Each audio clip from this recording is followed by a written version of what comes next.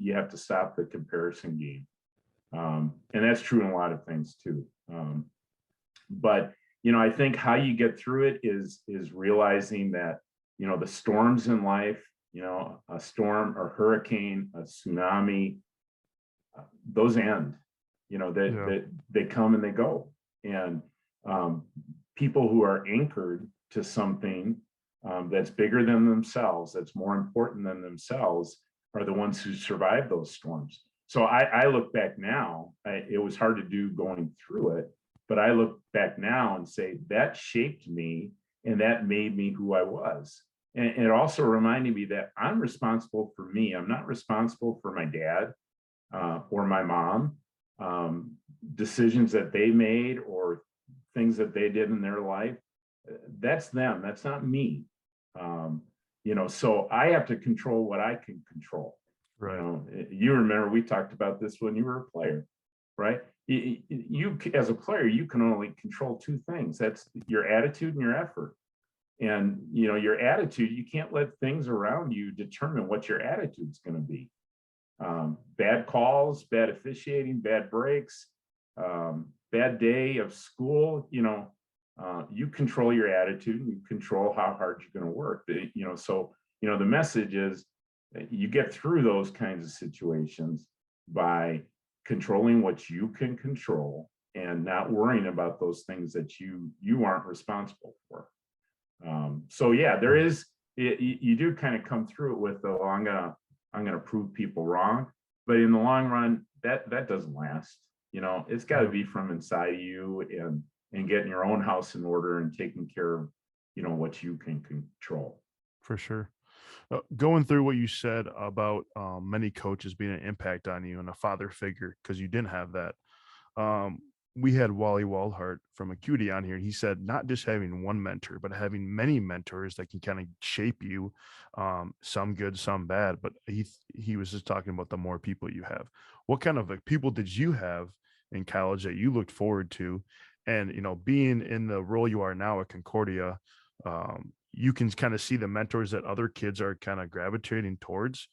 What is the most important thing about that? And people from my age, I'm 25, I don't know anything about the business world as much. And I'm still looking for mentors and whatnot, and, to become an AD, to get into the business world, all like that. What type of thing should I be looking for and people that are listening for, in terms of finding the right mentor for you? Well, mentors, sorry. Yeah. I think some of that comes down to, really making sure you know who you are as a person and what you stand for and what the priorities are in your life. And then finding people that not necessarily hold the exact same values, but hold some of those values that maybe have gone through experiences that have shaped and strengthened their values. So it kind of gives you something to shoot for or learn from. Again, I think you hit it on the head. I think having many mentors is good. It's good to have people that you've asked them to be mentors, that are willing to, share their experience and their knowledge with you. There's a way to do that where it's a give and take relationship, not just kind of a false give me. I want you to just help me, but somebody that really, appreciates you through a relationship. Right. Anything you do in life, business, sports, whatever, it all comes down to relationships anyways. I always talk about authentic relationships too. Authentic, absolutely. And transparent, and, being above board with, what you're doing, having honesty and integrity and loyalty. Those things, you learn that through mentoring relationships. And again, I would say the good ones and the bad ones. There's lots of things you can learn if you have an open mind about learning, is that you can take a lot of good things from some of the negative things that you experience with people.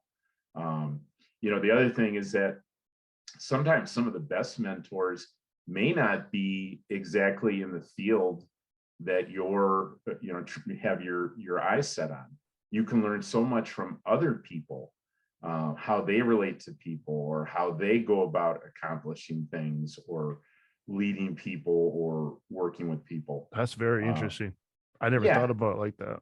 yeah, yeah. I mean, you can think back of like a teacher or a professor or somebody, maybe in a subject that you weren't that, hyped up about, and they made it interesting, or Right. what was it about them that did that? And usually it comes down to that they care about the impact that they're having on people, and it can come from different sources. I think again, you can maybe get misled a little bit of thinking, I'm just going to follow this person and do exactly what they did, and that doesn't necessarily work, but being open to, different influences. And what, maybe this doesn't quite go the way I was planning. That's, again, my example is, I thought I was going down the road of football, and things happened to where opportunities came on the women's basketball side.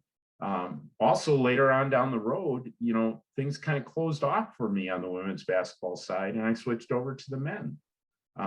Those were, again, results of kind of life lessons and opportunities that presented themselves. So the mentoring relationships are important, but I think only when you truly identify who you are and what's important to you. Because we're all, especially when we're younger, again, we play the comparison game, and we're often impressionable, and we may not always make the best decisions with things. So the more you can identify, who you are, what your strengths are, what your value is. There's one of my favorite writers is Malcolm Gladwell, who studies, human character and psychology and things. And he talks about how often we undervalue what we're good at, and we overvalue what we're not good at. And we think, well, I gotta get better at this. Well, you also have to understand what you do bring to the table, and value that, not treat it like, oh, anybody does this. What you do well, do it well, and that will pay off. Right. All right. Before we get into some questions, I just want to ask you the importance. So let's just say some kids at the high school that I work at will come in and ask me about certain things, or whatever. And to me, that's a responsibility on me to give them the best possible advice in a loving, caring way. I've known you for a long 8 years now, and kids have that same thing where they come up to you, and I know you've led Bible messages and whatnot with the whole team, and that's also another responsibility of sharing the word in the correct way and not leading them astray. Talk about the importance of being a role model just to the inner circle that you have, and how that will kind of dictate your relationship with them for the rest of their life. Yeah, when you start putting in those, has it really been 8 years, Jason? 8 years, 8 years. Yeah, yeah, I've seen a lot. I've seen you grow up. I've seen you go through some things too. So, Right. um, I liked a word you used before, being authentic and being real. Not that I necessarily want to, talk to young people and just throw all of my troubles or things that I've been through right out on the table right away. But there is a sense of being authentic and being relatable to young people in order to get your message through. Again, I put a lot of faith in when I share what I believe are faith lessons or inspiration from God. That's an awesome responsibility, but it's not my responsibility, it's God's responsibility, and I just want to be the conduit for that.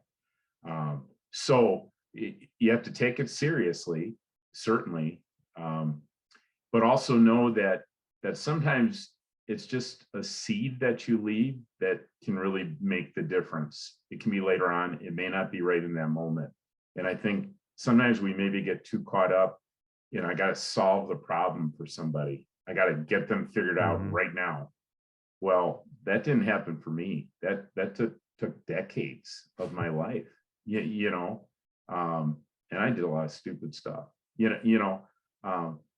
but you just have to be confident and growing yourself. I think that's the one thing is that, yeah, when you're working with other people and young people, you can't stop growing yourself. You have to keep learning. I take a lot of pride in being a lifetime learner. Yeah, on the basketball floor, I don't like just staying the same. I like trying new stuff. I like new techniques. I like new ways of doing things. I like to learn. And, I do that in my personal life. I love studying scripture. I love reading books. I want to learn and I want to grow. And hopefully that'll give me a better opportunity to relate to young people and give them advice, support that they may need. But it all comes down to relating to them anyways. Awesome. Yeah, that's great. All right, I'm gonna come to the first question. The first question is, what is the importance of networking? And I know we touched on it. What is the importance of networking, not only in sports, but in business? Just a small, brief message there. Yeah, again, just from experience, networking, especially early on, is, never be hesitant or shy to ask people, for advice, for help. You never know when that's going to lead to something. It may not lead to anything, but that's sometimes the best network you can do is when somebody you've talked to talks to somebody else who talked to somebody else. And that's the network when it keeps going out like ripples on a pond, that I think are most important. And again, sometimes you plant the seed and it pays off later on. So I do think networking is important, especially starting out. Sometimes I think when you get midlife, mid-career, again, you start to establish more of who you are. The networking comes to you, I've had lots of opportunities that, I could have gone back into the Division I ranks, but it wasn't right for me to do that. It wasn't right for my family and things. But I had people that remembered me or knew somebody that remembered me that said, hey, you should get in touch with Jon. Doesn't mean it leads to anything, but it just kind of keeps your opportunities open, and you just never know when, again, God has something, different in store, and it may be you need to take a look at it and pursue it. So Right. ongoing for sure. I'm not I don't like the term networking. I'll be honest with you, Jason. Okay. It to me, that sounds kind of, and I know it's a buzzword type thing in business and everything What can I else. get from you type? Yeah, and I know it's simply not that, but I like relationship building, because whether there's an end of it, or something you're going to get at the other end or whatever, you need relationships in whatever you do. So focus on building relationships. I like that. All right, last question. How do you know you're happy versus being fulfilled? And have you felt fulfilled in your jobs? Yeah, anytime I get to go out and coach, whether it's practice or a game, I feel fulfilled. It's again, I believe God has spoken to me through basketball. I learned so much about life and faith just by what I observe happen in basketball. So that is fulfilling, and that doesn't mean I'm getting top dollar. I'm certainly not now. There was a time when I was, and there was a time when I was climbing the ladder and I'm going to be a head coach and everything else. But other things became more important to me. Relationships became important. My role as a husband and my role as a dad far outweigh, what I do as a career. Now, as a coach, a lot of those things line up with the same things that I do as a dad and as a husband. But most of all, I want to honor God in whatever I do. And when I do that, I feel fulfilled. That's awesome. And that's something I struggle with too, is finding out what I want to be fulfilled in without thinking too much about the money aspect of it, Well, money's important, Jason. Yeah, and it certainly is. But, again, I think it's what money represents for a lot of people